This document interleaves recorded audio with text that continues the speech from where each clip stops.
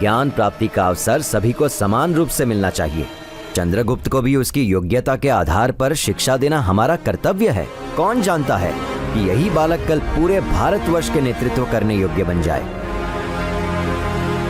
परंतु फिर भी मुझे कुलपति का अंतिम निर्णय मान्य होगा। आचार्य गजानन और आचार्य चाणक्य, आप दोनों की बातें तर्कसंगत हैं। इसीलिए यहाँ का कुलपति होने के नाते मैं ये निर्णय करता हूँ कि चंद्रगुप्त को तक्षशिला में शिक्षा लेने के लिए यहाँ की प्रवेश परीक्षा उत्तीर्ण करनी होगी। वो सफल हुआ तो तक्षशिला के द्वार उसके लिए खुल जाएंगे। मुझे आपका यह प्रस्ताव स्वीकार है कुलपति महोदय। कुलपति, मुझे भी आपका निर्णय मान्य है, लेकिन निवेदन करना चाहता हूं कि यह परीक्षा निष्पक्ष रहे। इसके निष्पक्ष रहने के लिए जरूरी है एक ऐसी परीक्षा समिति का गठन जो आचार्य चाणक्य के प्रभाव से प्रभावित होकर नहीं, बल्कि चंद्रगुप्त के गुणों को परख कर निर्णय ले। और आपकी अनुमति से मैं इस शिक्षा समिति का गठन करना चाहता हूं। और अंत में उन्होंने आचार्य गजानन को शिक्षा समिति का गठन करने की अनुमति दे दी। अनुमति मिलते ही गजानन के चेहरे पर एक कुटिल मुस्कान उभर आई। अब देखता हूं कैसे मिलेगा चाणक्य के शिष्य चंद्रगुप्त को यहाँ प्रवेश।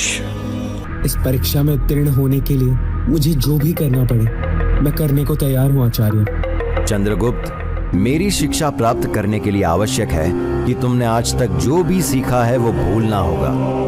अपने मस्तिष्क को खाली कर तैयार होना होगा एक नए आरंभ के लिए। कुछ समय बाद चाणक्य और चंद्रगुप्त विश्वविद्यालय के समीप बने एक आश्रम में पहुंचे। यह आश्रम चाणक्य के एक खास शिष्य सूरजमल का था। एक लंबे समय बाद अपने गुरु को देखकर सूरजमल के मुख पर प्रसन्नता थी। सूरजमल, ये चंद्रगुप्त है। इसे तक्षशिला विश्वविद्यालय में प्रवेश के लिए तैयार करना है, तो मैं चाहता हूँ कि तब तक ये यहाँ पर ही रहे। सूरजमल ने पूर्ण सम्मान के साथ अपने आचार्य और चंद्रगुप्त दोनों का स्वागत किया। आज रात सोते समय तुम करवट नहीं लोगे, सीधा सोओगे और यही तुम्हारा दंड है। चंद्रगुप्त को जल्दी ही नींद आ गई, लेकिन अचानक माथे पर टपकी पानी की एक बूंद ने उसकी निद्रा भंग की। अब चंद्रगुप्त ने बड़े ध्यान से देखा कि उसके ठीक ऊपर कुटिया की छत से एक मिट्टी का घड़ा बंधा हुआ था और वो पानी की बूंद हर थोड़ी देर में उसी से टपक रही थी। अब ये टपकती पानी की बूंद चंद्रगुप्त की नींद में खलल डालने लगी थी, लेकिन वचनबद्ध हो चंद्रगुप्त करवट भी नहीं ले सकता था।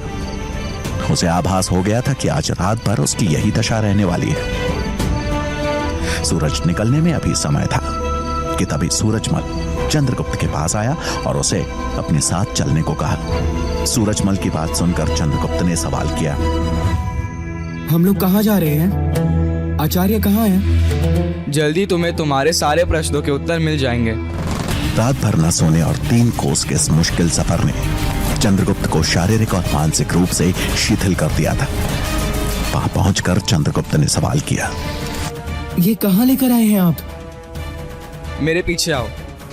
थका हारा चंद्रगुप्त चुपचाप सूरजमल के पीछे चल दिया। वो जैसे जैसे आगे बढ़े गुफा में अंधेरा बढ़ता चला गया।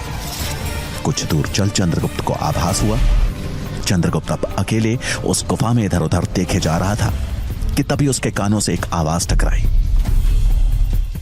कौन हो तुम? आवाज सुन चंद्रगुप्त ने एक गहरी सांस ली।